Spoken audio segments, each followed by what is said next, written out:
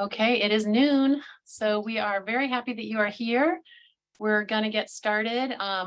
Want to welcome you to our webinar for this month for the Florida Horticulture for Health Network. And Susan, do you want to just sort of say a couple things about this slide and then I'll introduce you? Sure. Well, welcome everyone. Thank you for coming to this webinar. I'm going to just wave hello and then I'm going to turn off my camera. Not because I'm shy, but because I want to improve my internet quality. So thanks for bearing with me here. We want to share with you about the Florida Horticulture for Health Network, which uses several platforms to share information and education about the benefits of horticulture on health. And you can see several ways to connect with us on the slide shown here. You could also just do a quick Google search for the Florida Horticulture for Health Network and find our website.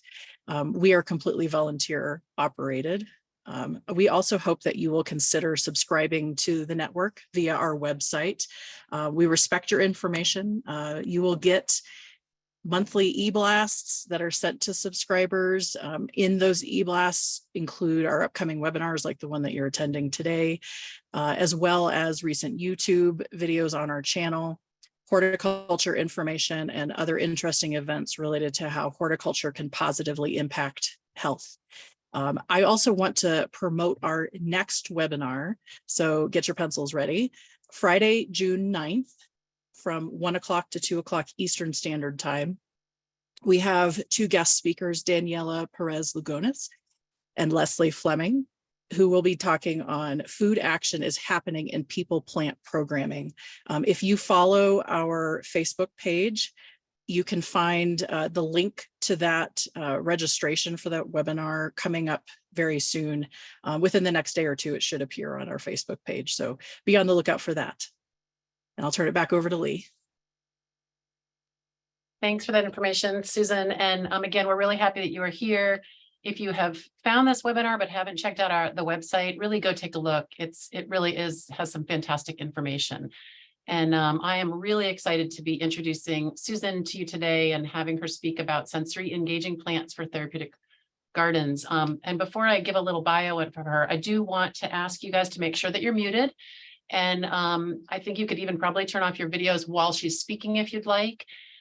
If you have any questions, and we hope we'll have some time for questions at the end, just go ahead and put them in the chat and I will keep my eye on them and can help make sure that Susan can answer them at the end. So go ahead and put any questions along the way in the chat box. So without further ado, I would like to introduce Susan Morgan. She has a master's degree in public horticulture from the University of Tennessee. She also has a certificate in horticultural therapy from the Horticultural Therapy Institute and an international diploma in botanic garden education from the Royal Botanic Gardens in Kew, which I think is very cool. She's worked in horticulture at the Chicago Botanic Garden, the Biltmore Estate, the Dallas Arboretum, lots of great experience. At her website, Eat, Breathe, Garden, which was formerly called the Horticultural Link, she engages participants with hands-on plant-based activities through her social and therapeutic horticulture programs, both in person as well as virtually. And that is a fantastic website. I go there quite often for ideas and inspiration. So if you haven't seen that website, I really suggest that you take a look at it. Susan lives in gardens at 8,500 feet in the foothills west of Denver, Colorado. So Susan, I'm so glad you're here. I'm really looking forward to your presentation and thank you for sharing your time with us. Thanks so much, Lee. Thanks for the introduction and thanks for moderating our webinar today. And thanks to Jessica Sullivan for being our tech guru on this. So again, my name is Susan Morgan. I am a horticulturist based just west of Denver, Colorado. And I welcome you to joining us today. When I first prepared for this presentation, I had a list of at least 200 plants. I have since whittled it down because I use a variety of different kinds of plants in the therapeutic garden programming that I offer to clients. And there's just so many to share. The real focus today is on the plants, and I have categorized them based on their sensory attributes, but you'll find that as I talk and we look, and from your own personal gardening experience, these plants will provide multisensory opportunities for engaging with participants. So just because I have it listed under the sense of sight doesn't mean that doesn't have any other valuable sensory engagement qualities. So bear with me on that. We focus on plants that engage the five senses in more ways than one. We use our senses to experience the world around us, in a time when people are experiencing Welsh schmerz, which is the German word for world weariness, or even biophobia, which is a very real thing that some people experience, which is a fear of nature.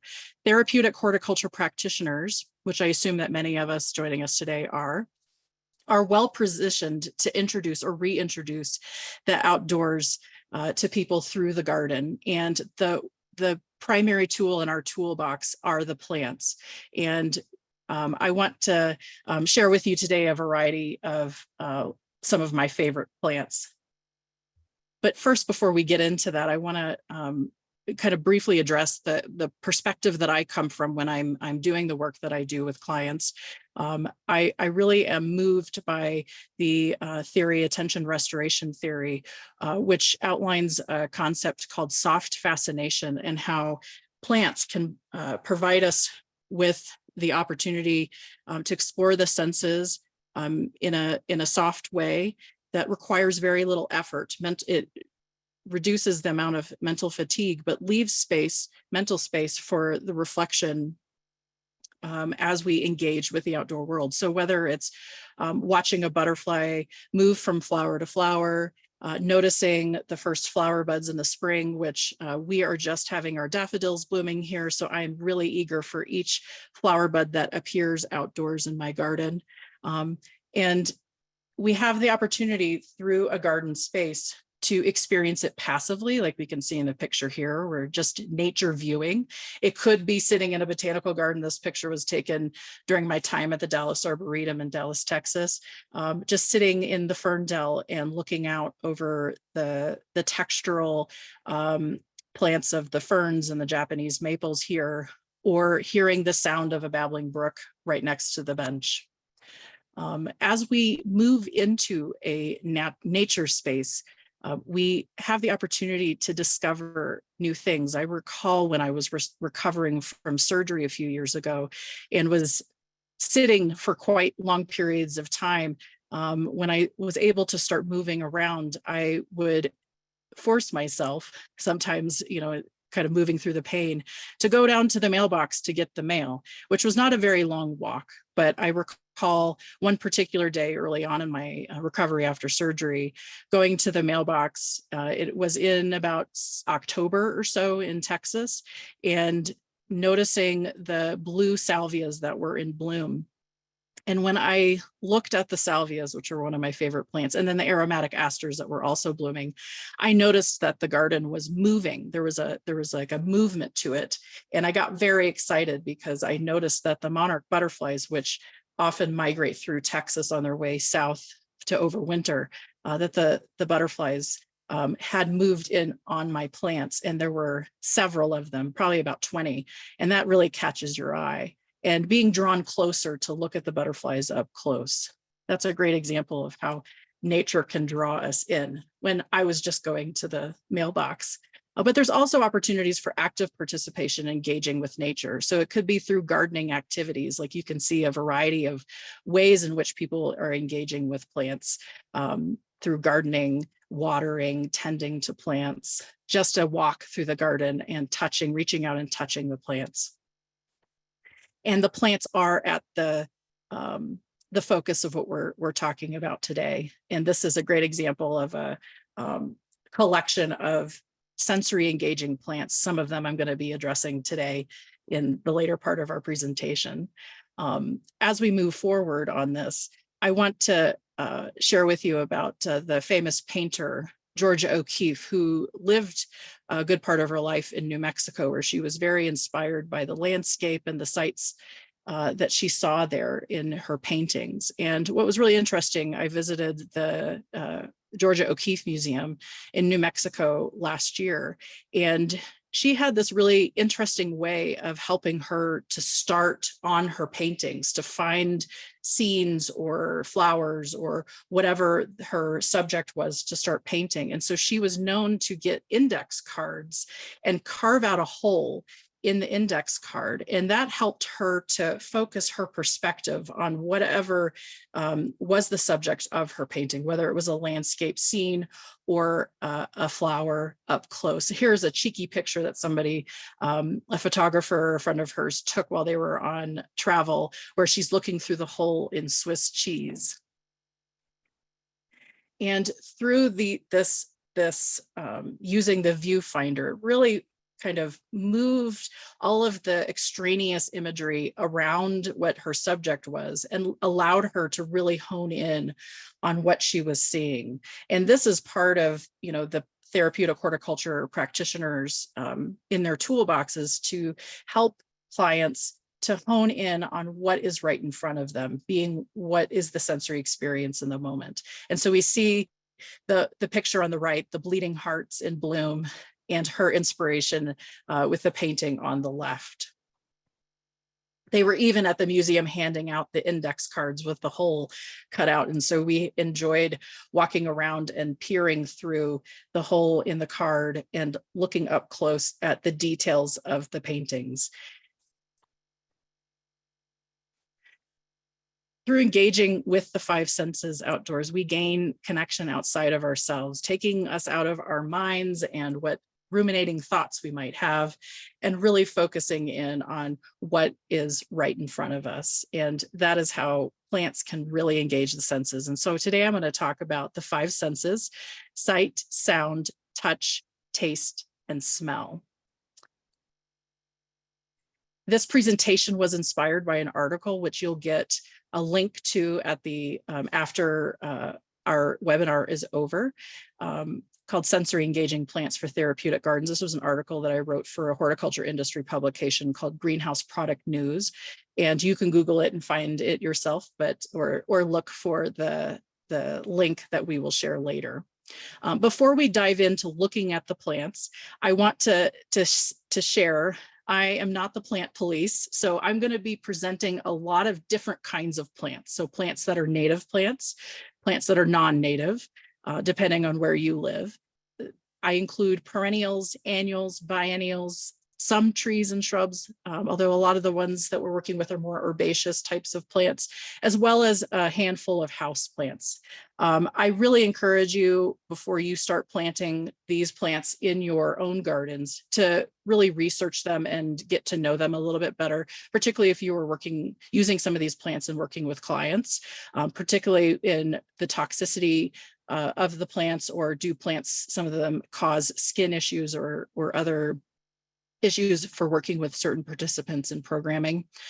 You also want to get to know the growth habits, the maintenance and care requirements, as well as the hardiness zones, and the cost. So some of these plants might be a little bit more unusual, and in their unusualness, you can probably see that the cost of them are going to be a little bit more. But I really like, as a horticulturist and somebody who does therapeutic horticulture programming, is to take some of the classic plants, which you'll see pictures of that today, but also maybe find some of the new varieties or cultivars of those plants that make it a little bit different. So the plant might look familiar, but not quite the same as what somebody is accustomed to seeing, but it takes it and gives it a little twist, whether it's a variegated version of the plant or comes in a really unique flower or leaf color. And also, I want to share a caveat on this, that we may be working as therapeutic horticulture practitioners with clients who have weakened senses, and the ways in which they experience the world, especially the outdoors, may be enhanced through their other sensory experiences. That is the great benefit of engaging with plants, is that they do provide this multisensory experience. It's interesting, and I show these pictures of roses here as a great classic flower. Is probably the most well known or recognized plant of the clients that I work with, aside from sunflowers, is that even with clients who may have lost or dulled senses of smell, that when you are given a rose stem or you see a rose in bloom out in the garden, that you just can't help but lean in or hold the rose flower up to your nose and take a deep breath in, whether or not you can fully smell the aroma of that flower or not. There are the other sensory aspects to experiencing a rose. You feel the rigid, stiff stem. Perhaps you feel some of the prickly parts along the stem. I also love the folds and the soft textures of the petals as well.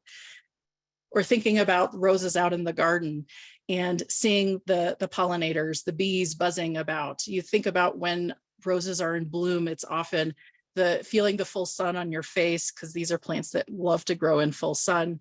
Thinking about it's the summertime, so it's warm. You might feel the sweat rolling down your back on a hot summer day, and just getting lost in watching what the bees are doing, going from flower to flower. So you think about all of the senses that are engaged just by viewing and experiencing the roses. So let's dive right in. So we're going to start with the visual sense, the sense of sight. Through sight, we can gain connection to the landscape through the plants that are in it. So some plants have a familiarity to them. I mentioned earlier that I lived in Texas for several years, and one of the plants that always I think of in connection to having lived in Texas is the bluebonnet, which is in the lupine family. And every April, the bluebonnets would be in bloom. I would see fields of them, and even just kind of imagining myself immersing myself in a field of bluebonnets, the aroma that I smell in that situation. But if you're not muted already, if you will, please mute. But seeing how plants can connect us to the landscape, but also spark the cultural connections that we may have to certain plants, and may spark memories of the past. I think about taking my kids and setting them right in front of the flowers and having their baby pictures taken. But a cousin to the bluebonnet is another type of lupin. This is a more cultivated variety of lupins in Vail, Colorado, and how this is a plant that's native to the mountains where I currently live, and seeing the variety of bloom colors that they come in. But it makes me think, reminisce of the past, and be in the moment of what I'm seeing, these gorgeous tall flowers. Through the sense of sight, we also have to think about the plants and how we arrange them, whether in a container, a hanging basket, or a raised bed, or in the garden. Thinking about combining plants together. This was a trough that I plant every year on my deck.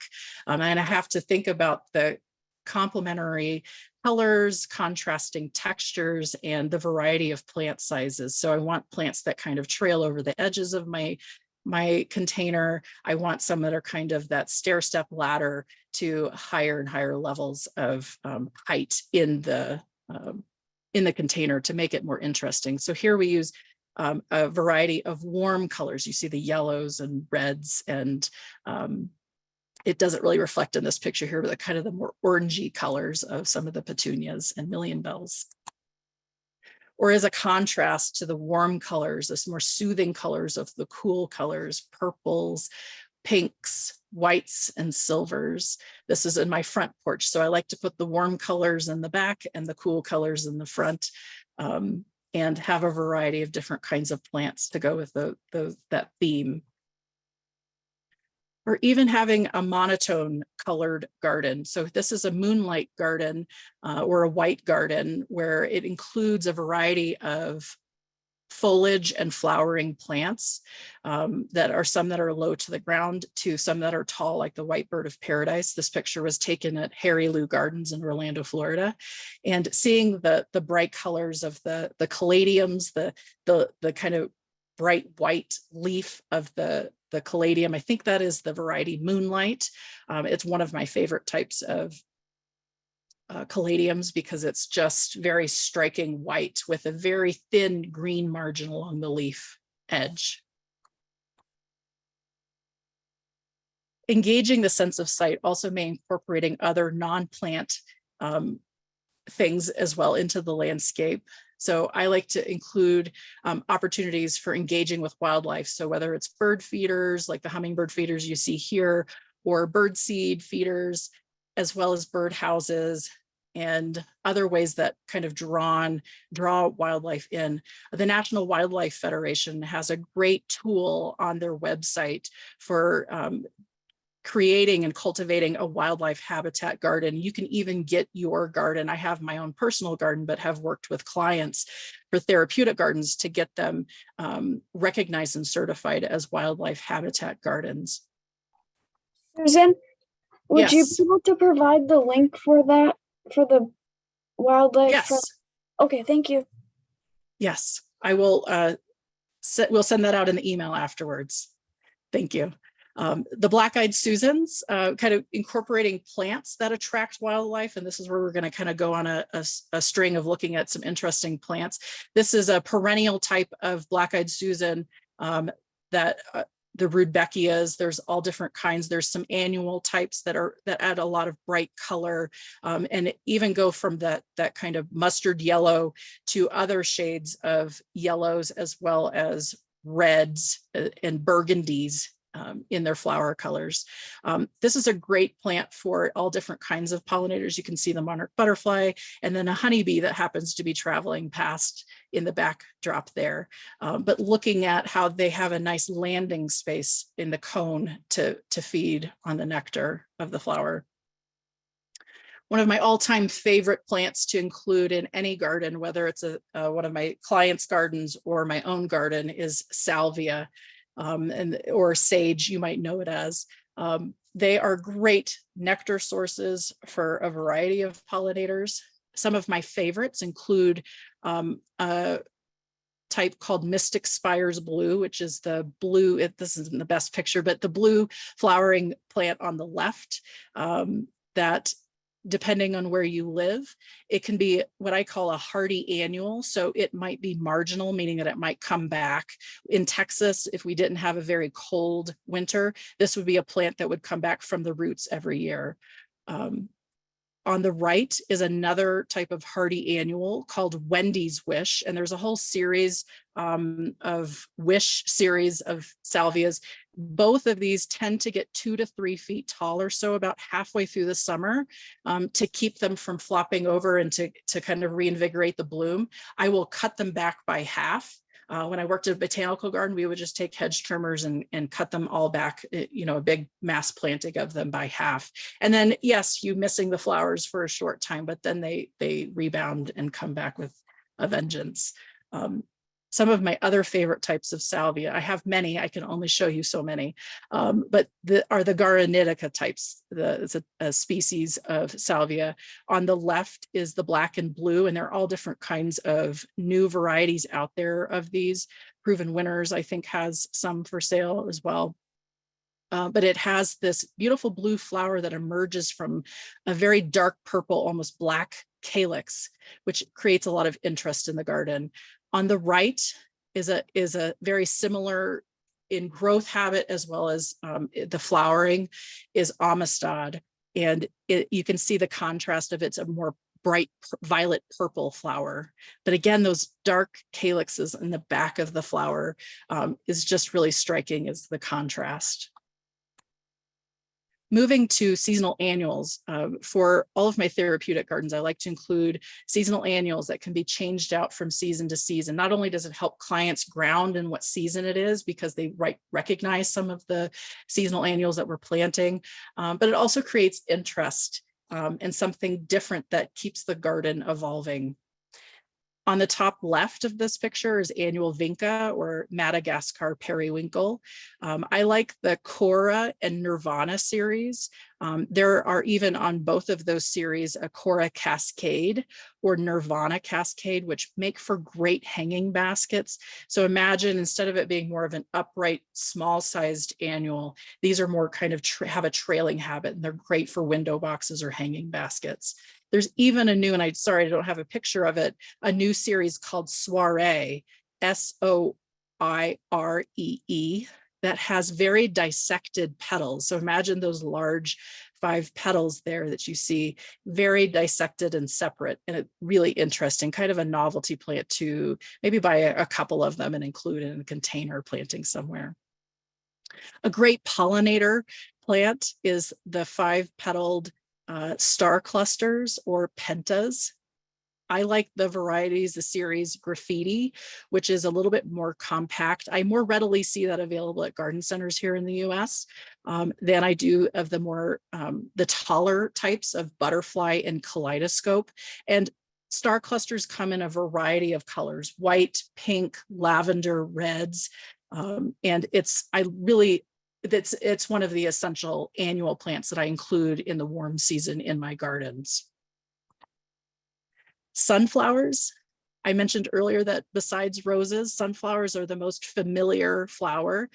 So I like to include them when I can. However, I don't always have, I work a lot in urban settings, so I don't always have garden spaces that I'm programming that can take the taller, kind of the mammoth Russian sunflowers. And so I like ones that are a little bit more compact. There is a new vegetative type that is a reblooming sunflower. So if you're trying to go on the cheaper side, have a lower budget, you can do sunflower seed succession planting. So what that means is starting in the summertime after the threat of frost has passed, you can start sowing every 3 weeks or so.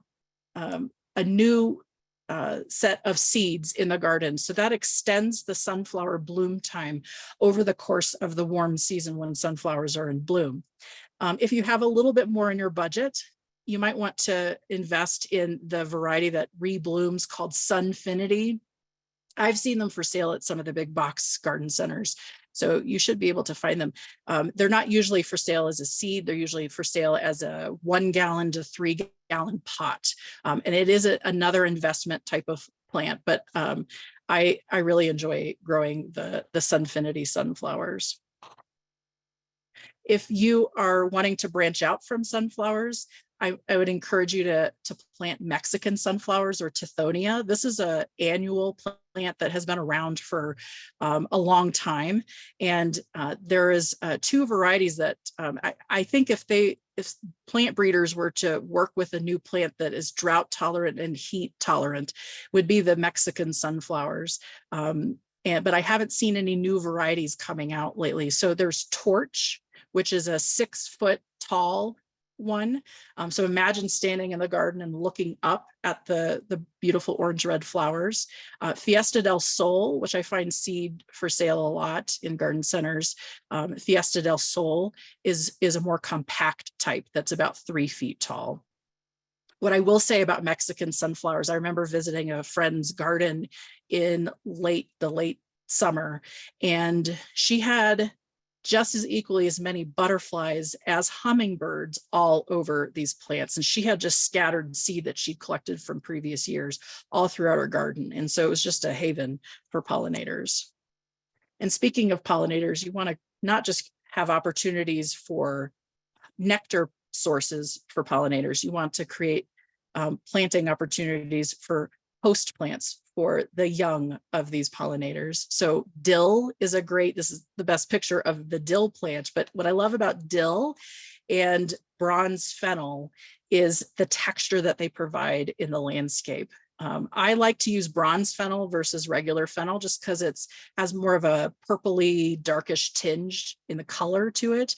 Makes it a little bit more interesting, but this is a great textural plant, one to touch for sure. But also if you tear a few of the leaves off and smell, it has kind of an interesting licorice smell. And then later on in the season, if your caterpillars didn't mow it down, it'll bloom these beautiful, airy yellow flowers. And speaking of textural flowering plants, this is a small shrub, large, or small tree, large shrub called purple smoke tree. And there are several different varieties of ranging and varying heights. This is a purple leafed type. This is a plant that is often used in Japanese gardens to simulate, which is a highly symbolic design. Smoke trees are used to evoke a kind of a feeling of the fog or the mist in the higher elevations in the mountains. So if you think about imagining a Japanese garden and seeing those berms, which are intended to symbolize mountains, that you would have purple smoke trees planted, it kind of helps to create that mist that I even see outside my window on a lot of mornings. One of my all-time favorite ornamental grasses is pink muhly grass, or Muhlenbergia capillaris. There are different kinds of muhly grasses. There's Gulf muhly grass.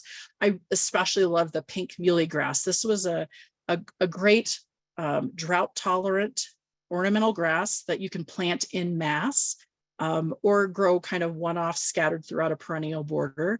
But look at those beautiful rosy plumes that it just, in late summer, early fall, it just gets this gorgeous texture and color in the landscape.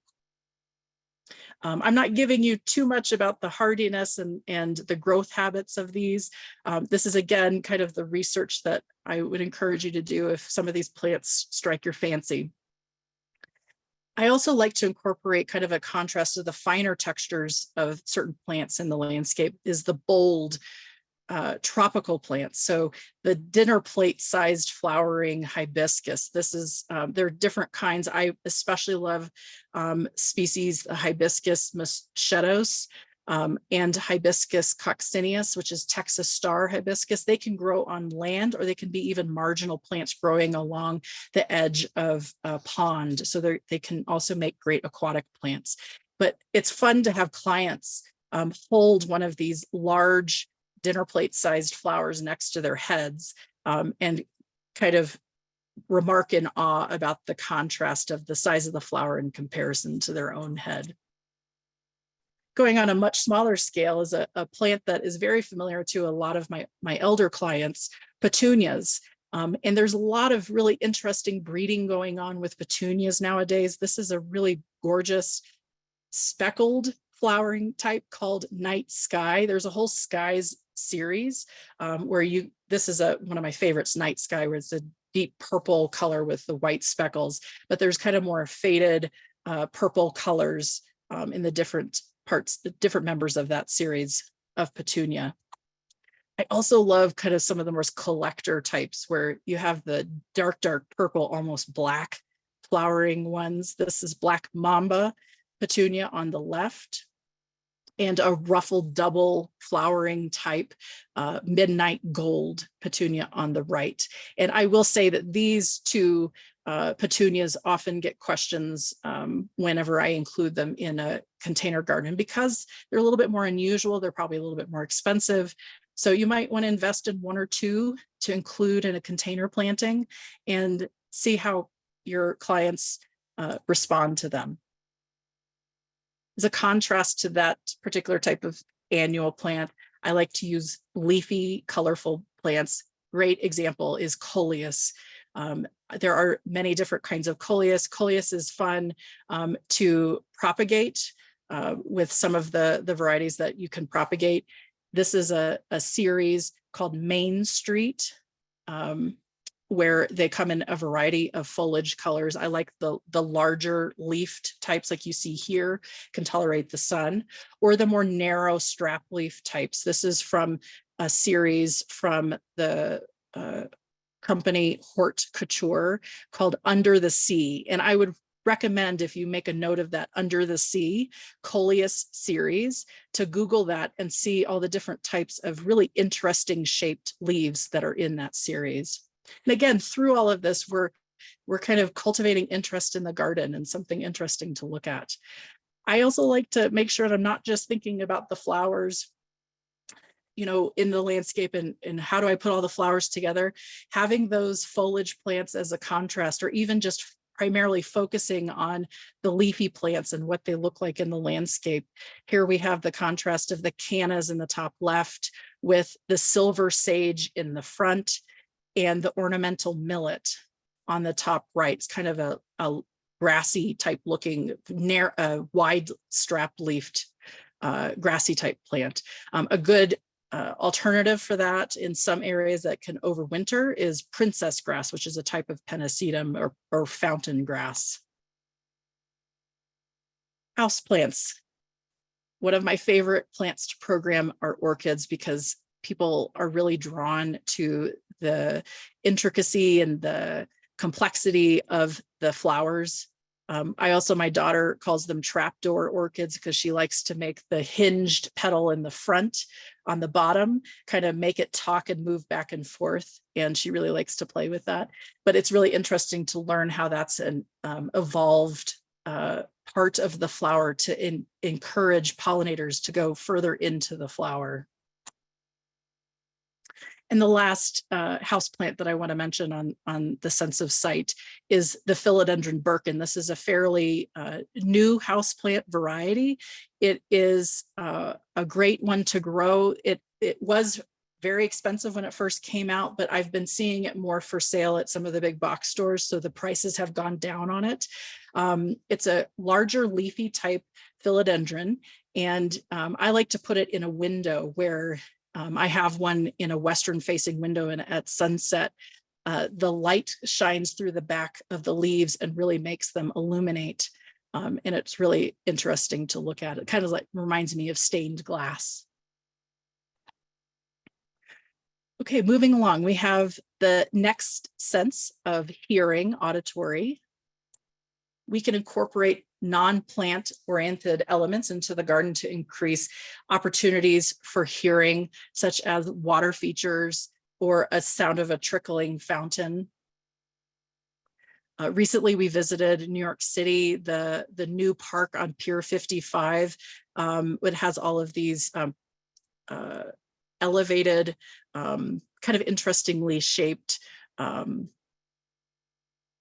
don't know what to call them. Things where the park actually goes out over the water, and they had a lot of interactive elements to engage the senses. One was being this interactive music bells, and here are my kids kind of dancing all over. It kind of reminded us from the movie Big, of playing the piano with your feet. It was really fun to play, and there was a line to be able to play these interactive music bells. One of the great plants to incorporate the auditory element in the landscape are ornamental grasses. The sound of the wind moving through their graceful leaf blades. This is just makes for not only a visually stimulating appearance, but also the sound of the wind moving through the rush of the seed pods. One such ornamental grass or grass adjacent plant is sea oats. Now, I will say in some parts of the country, some people might be cringing. This can be an invasive plant. So you want to make sure, again, that you do research on these plants to make sure that they're suitable for growing in your area. But this is a great auditory plant in that it creates these very large seed heads that as they dry out, they kind of rattle and make like a maraca type of sound in the landscape. You might want to consider growing it in a pot or in a mass planting, but it can spread. So you want to kind of put it in a spot where it can be controlled, or you don't mind it kind of getting a little hairy and out of control. I also like to incorporate or think about, obviously we can't just immediately plant a very large weeping willow into the landscape, but I love the wind moving through the branches, particularly of weeping trees. So I think about this weeping willow, I think about weeping cherry trees and other weeping flowering trees, as well as weeping evergreens. I recall going to Spring Grove Cemetery in Ohio and seeing they had this mass planting of weeping cherry trees that must be gorgeous when it blooms in the spring. But to see the wind moving through those branches and noticing their arching branches flowing in the wind, but the sound that it creates of the wind blowing through the branches is also quite lovely, and invites people experiencing that plant to look up. Often, we're focused on looking down at the ground or what it's at eye level, but encourages the eye to go upward. Other elements of incorporating sound into the landscape are plants that create seed pods that can dry out and rattle with the seeds inside. I think of lotus, which is an aquatic plant. And once the flower blooms, it sheds its petals, and it creates this really interesting seed pod. Now, in this picture, the seeds have all fallen out, but hearing them kind of rattle is like this kind of maraca shape sound, as well as allium. I like to incorporate other types of plants that have interesting seed pods, like ornamental onions or alliums. I'll show it. Strike that. I wanted to share that, going back, the ornamental onions that you see here in seed. And for the 4th of July, the botanical garden spray painted them red, white, and blue for kind of a patriotic theme. And it created another visually interesting element in the garden. Okay, moving on to the next sense is gustatory, and the sense of taste. I'm not going to kind of dive into the elements of a vegetable garden, but when we think about incorporating a sense of taste, obviously you want to have those considerations for the groups that you might be working with in a therapeutic program. Is it possible for them to taste things, because some of the foods they might eat might interact with the medication that they're taking? So those are definitely considerations to consider. But there's something about walking through a garden and coming across a tomato, a grape or a cherry tomato, and picking that right off the plant and popping that into your mouth, as well as different kinds of other herbs, fruits, and vegetables. Why not, instead of growing the standard orange carrots that people might be familiar with, grow the rainbow varieties of carrots? Add some visual interest with that. I also like to incorporate a variety of herbs, which I'll show you some of my favorites. But when possible, I look for the variegated types. The variegated means that it has multicolored leaves for the plants, as well as edible flowers. Addressing some of the fruits, I could list blueberries and strawberries and blackberries. Some of my favorites to grow are figs. Figs have, not only can you pluck the fruit off, and those are really kind of interesting flavors to sample, but they have really interesting shaped leaves, large leaves that create a visual interest when the plant is not fruiting, as well as citrus. I think about the fragrance of the flowers when they first emerge, but also the fruit that you can pluck off. Now, you might live in an area that you have to bring the citrus plant indoors for the winter before bringing it back out for the summer. So there can be a lot of care that's required for maintaining citrus, but growing a Meyer lemon tree, for instance, is quite fun. Herbs that I like to include. Again, I look for the variety of different kinds of sages. For this example here, we see the kind of more traditional purple leafed sage, but there's also the tricolor sage, that has the green, creamy, white, and purple colored in the bottom right-hand corner. And then there's a yellow chartreuse green with a kind of a darker green leafed type. So there are different varieties within just that particular group of plants. Rosemary, I like the upright ones. I love the fragrance that rosemary provides when you run your hand over the leaves, and it's definitely a scent that lingers after you've touched it. I like to use it in cooking elements for use the stems as kebabs and other cooking opportunities. I really like the trailing types, the ones that kind of can hang over the edge of a pot or a wall as well. Basil, want to include that as well. The Genovese, the sweet basil, is a great one that's used for a lot of culinary purposes, but there's also other types, many other types of basils. There's different lemon basil, lime basil, purple leafed basil, Thai basil. One that is a particular favorite. I don't ever see it for sale by seed. I see it for sale in a pot with vegetatively grown, is Pesto perpetuo. This is a variegated type of basil. It can also have great culinary uses. To me, it tastes just like the regular sweet basil. This is one that I have to look harder for in order to find and incorporate it into the garden. But it's definitely one that I invite people to reach out and touch and have that very distinctive basil scent. Mint, I'm gonna again share, this is definitely one that you want to be careful where you plant it, because as many experienced gardeners know, that mint can really spread throughout the garden and kind of take over. So sometimes I'll use some of the less vigorous types where ultimately they can get kind of dominant in the flower bed, but I'll use some of the ones that are a little bit slower to get there. So chocolate mint, apple mint, although sometimes I've had apple mint in the right conditions that it just kind of explodes and gets all over the flower bed. But there's many other types of flavors of mint. If you have a better nose than I, you can really distinguish between the different scents. There's strawberry, orange, lemon, lime, the classic spearmint and peppermint. But even more than that, there's grapefruit mint, all different kinds.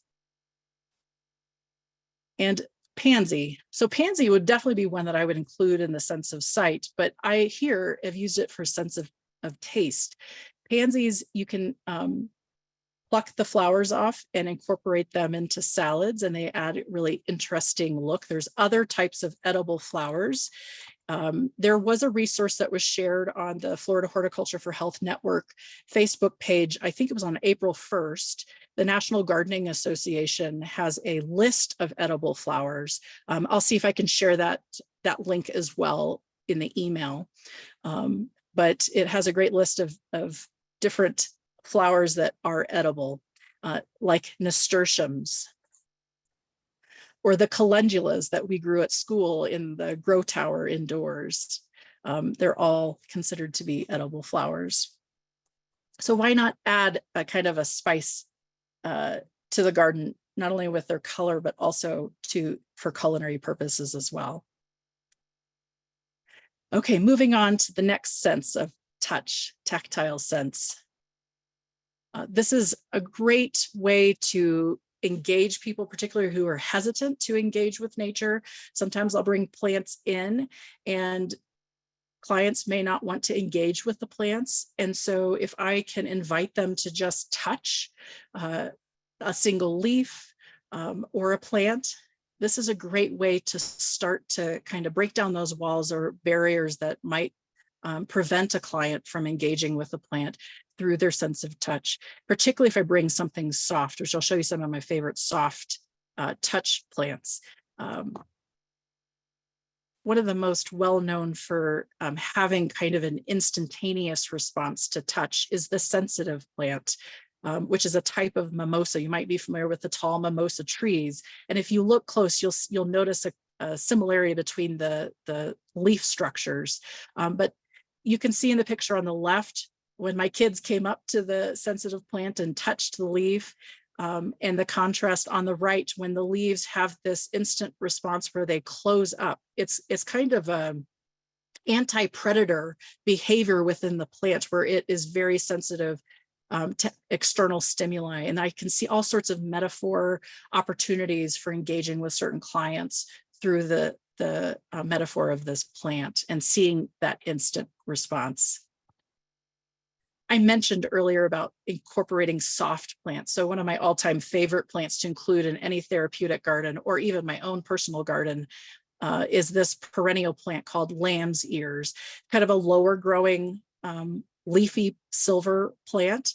But what is interesting about it also, some types can actually form flower spikes, and the flowers themselves, the spikes can be really quite fuzzy and soft to the touch as well.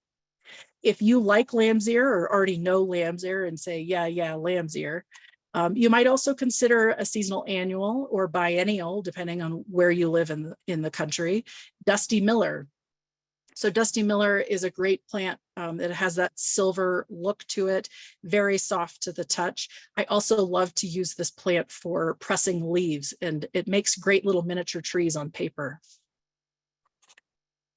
A cousin to Dusty Miller is this newer variety. I just saw it appear out in garden centers a few years ago, and it's still kind of expensive, so I apologize for recommending a more expensive plant. But Angel Wings Senecio, the picture really doesn't do it justice. It really glows in the evening and has this very bright white color to it, silver, but the texture of it as well, when you touch it, is very soft, leafy plant. I really recommend this, even if you just want to invest in one plant and see how it grows in your garden. I guarantee you'll be like me and want to buy 5 more the next year. Silver sage, I showed a glimpse of it earlier in a planting with cannas and ornamental millet.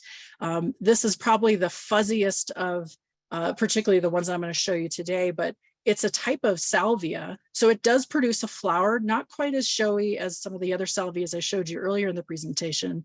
So really, I grow this more for its leaves and the foliage and its softness. And it has this kind of larger sized leaf. Again, the plant doesn't get super big. It probably gets to be about 12 to 15 inches or so, but really just has this lovely texture to it. And Artemisia Powis-Castle, which is the ferny, light textured plant on the left. It's a great perennial in certain parts of the country. It's another one that, like Dusty Miller, I like to press the leaves and incorporate into pressed flower, pressed leaf activities.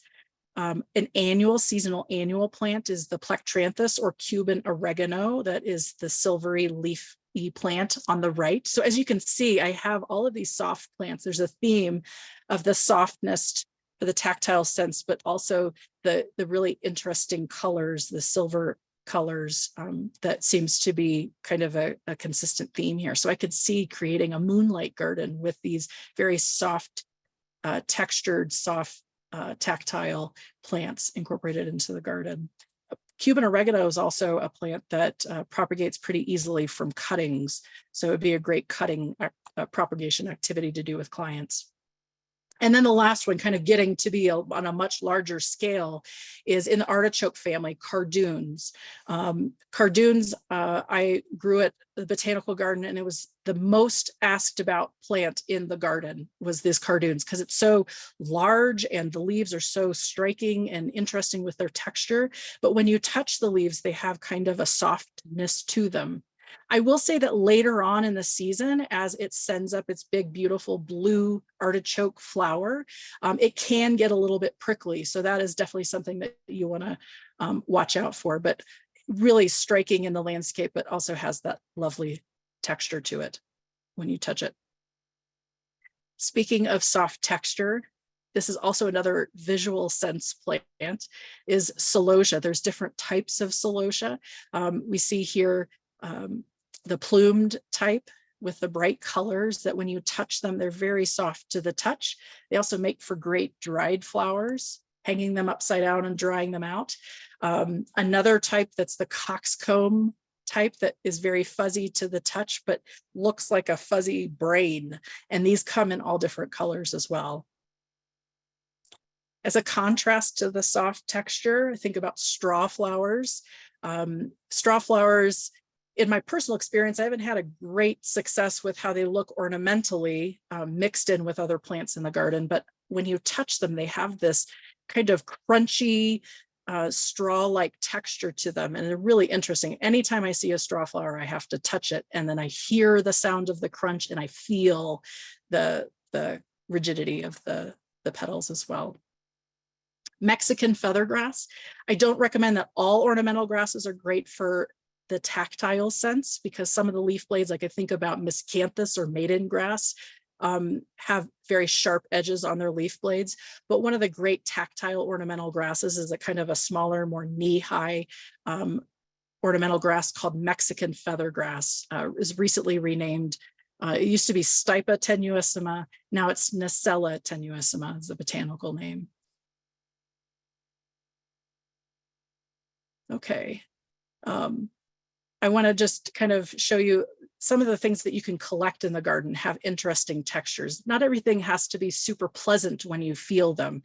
Some of them, like I think about the sweet gumballs or the dried out magnolia spent seed pods, or acorns of different sizes, pine cones, egg gourds, which have their seeds that rattle inside, pumpkin seeds, provide really interesting tactile exploration, particularly later into fall and winter, to explore all the sensory aspects of these. Some houseplants that I want to show. This is a plant that my husband in particular likes to grow, particularly when he's on a stressful conference call. He has one of these panda plants. It's a type of kalanchoe that he will actually sit and pet the fuzzy little leaves. It's one of the great succulents that grows as a houseplant. I have not had success with some succulents, but this is one that I've had a lot of success with clients growing as houseplants. We also have the snake plant, which is a contrast. It's rigid, sturdy, succulent leaves. And also a great houseplant to grow. You can buy this. I've only ever purchased them at the pet store, kind of in the aquarium section. Is an aquatic plant. It does grow better if it's in running water in a tank, but I have it in a clear glass vase just next to my kitchen sink and have had them for several years. This is a great plant petting zoo plant that I take to show clients, especially kids love it. And this is a type of algae called Marimo mossballs. I will say that you want to make sure that it's sustainably harvested. There was some reports of Marimo having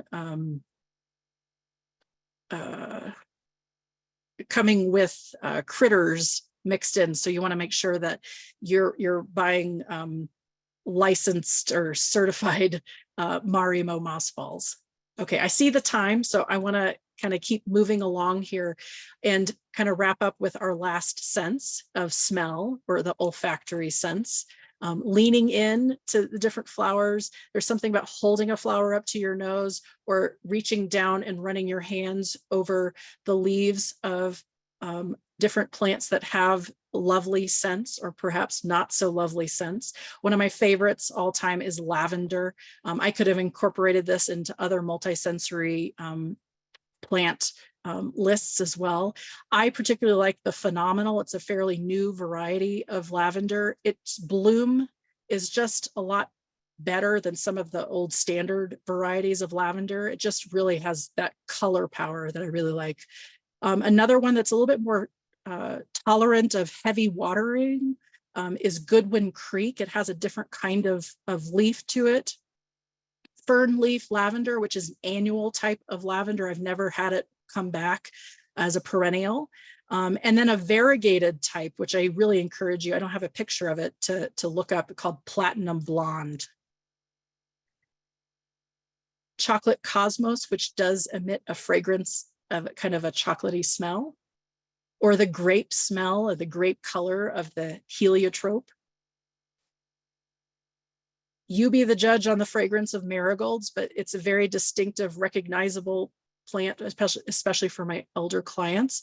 It has kind of a interesting smell. Some people are fans of it. Some people are not fans of it. Some people are kind of indifferent to it. I also like to incorporate different kinds of lemon scented herbs, including scented geraniums, which come in a variety of fragrances, such as Orange Fizz, which is the variety that's shown here. Lemon balm, which kind of grows like mint, so you want to make sure you plant it in a careful spot.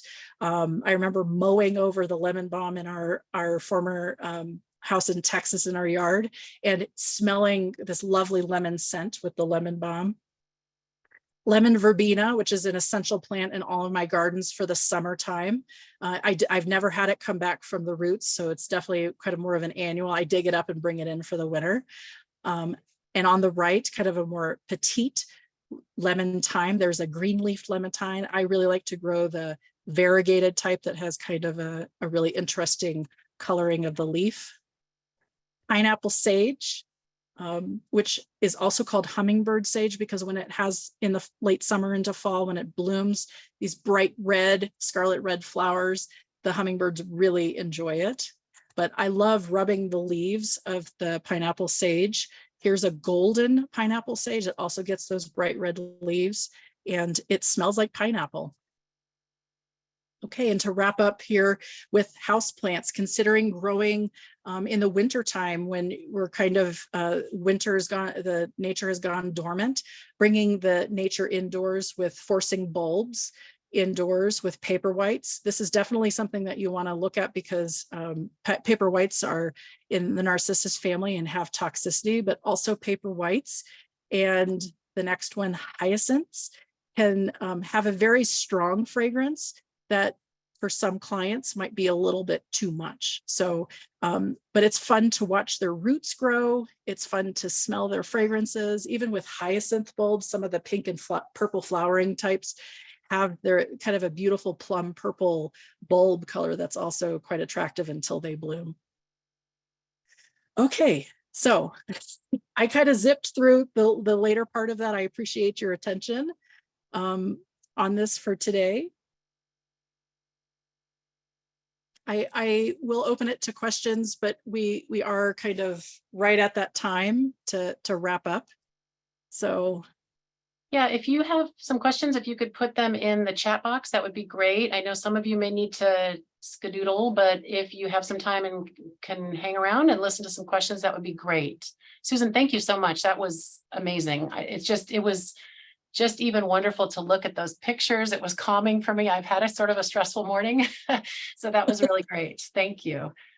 And I know there have been several questions about whether, they could get some of the resources and and we're sharing some of those in the chat box. So yes. Here's a question for you. Susan, do you like to mix textures in your gardens? So like the harder plants in addition to the softer plants like lamb's ear, or do you prefer to keep soft with soft? Oh, I think it makes it more interesting if you mix a variety of things together, where you have the big, bold, leafy tropicals contrasting with the finer textures of grasses. I included the bronze fennel in there, just having the variety of textures. I've even had where I noticed that my garden was primarily full of textural plants versus being focused on the flowering plants. So often a lot of people focus on the flowers, but I like to include the leafy plants and the variation of the texture. So I would really encourage you to play around with that. Sometimes you're not so sure how it's going to work out, but it's fun to just experiment. That's what gardening is all about. And as practitioners, it's really important to encourage clients to branch out with new things as well. Yep. And I think it kind of keeps our work more fun and interesting as well as we experiment. We never know everything. I did want to say that Jan Lane said that Under the Sea Coleus that you introduced that series, she says it's a big hit with the patients in their stroke rehab program. They do a propagation session with it, and everybody always wants a sample of each kind. Oh, great. Thanks, Jan. There's one called Lime Shrimp that you might want to look at on that under that Coleus series, Under the Sea. That is particularly interesting. The colors and the shape of the leaf is really interesting. We also have another comment, and I hope I'm pronouncing your name right, Femke, saying that she had a suggestion. If you have a fig tree, that you can make a nice tea of the leaves, that it's lovely. And I didn't know that about fig trees. Oh, I didn't know that either. Thanks for sharing that tip. I'll have to do some research on that. Yeah. Any other questions? I have one question, and I know, Susan, this is an impossible question, and maybe I can only ask you for today or for this week. Do you have a favorite plant for therapeutic horticulture? If you just had one go-to plant, is that just too hard of a question? It is a really hard question.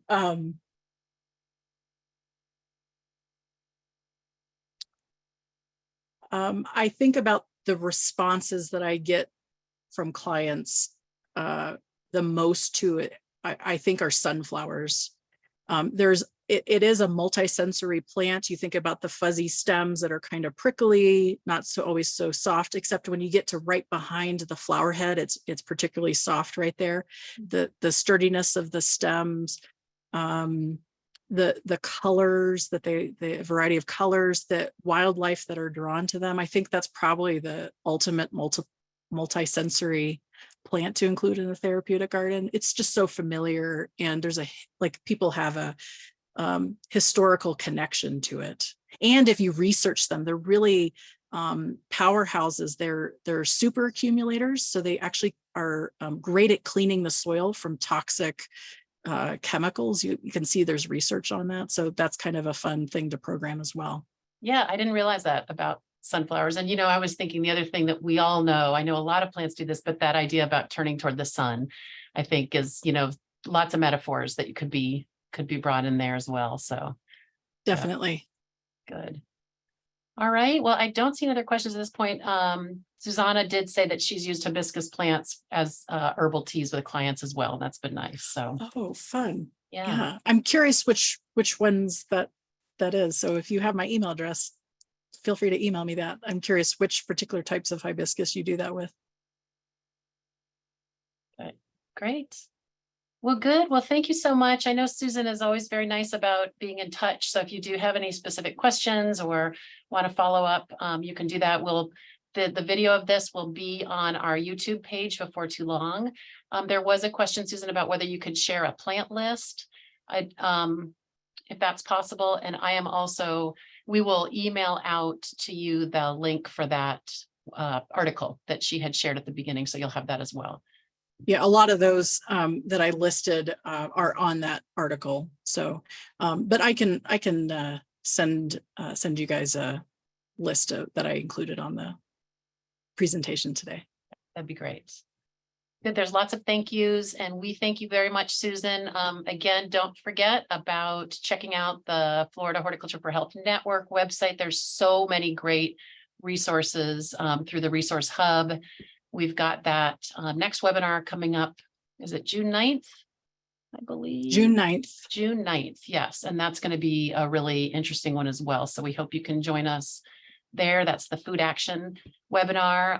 And other than that, we really appreciate you being here. Susan, thank you for your time and your expertise. And we hope to see you all again soon.